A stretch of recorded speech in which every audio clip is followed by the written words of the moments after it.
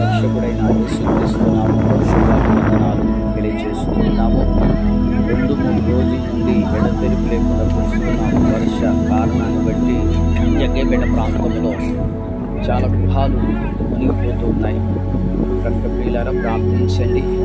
వీటిని బట్టి చూస్తూ ఉంటే ప్రభు రాకడ సమీపముగా ఉన్నట్లు అనిపిస్తుంది. అందరూ అంతటా మారు మనసు పొందులాగున ప్రార్థించండి. రక్షించబడిన వారు తమ రక్షణ జీవితాన్ని కాపాడుకునేలాగున ప్రార్థించగలరని మనవి చేస్తూ ఉన్నాను. కనుక మెలకువ కలిగి ప్రార్థన చేస్తూ మన పోకడైన జరగచ్చు, రాకడైన రావచ్చు అంటారా.